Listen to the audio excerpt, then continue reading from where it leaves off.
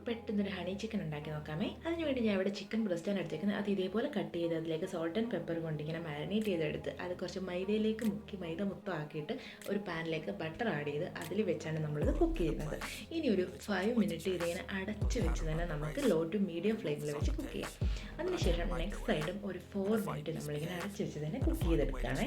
ഇനി ഇതിലേക്ക് ഞാനൊരു 1 to 2 ടീസ്പൂൺ ബട്ടർ ആഡ് ചെയ്ത് അതിലേക്ക് ചോപ്ഡ് ഗാർലിക് ആണ് ഇട്ട് കൊടുക്കുന്നത്. അതൊന്ന് സോട്ട് ചെയ്തതിന് ശേഷം അതിലേക്ക് 1 ടീസ്പൂൺ സോയ് സോസ് ആഡ് ചെയ്ത് കൊടുക്കുന്നു. ഇതിന് ശേഷം നമ്മുടെ മെയിൻ ആൾ നമ്മുടെ ഹണിയാണ്. ഒരു 2 to 3 ടീസ്പൂണൊക്കെ ആഡ് ചെയ്യാമേ.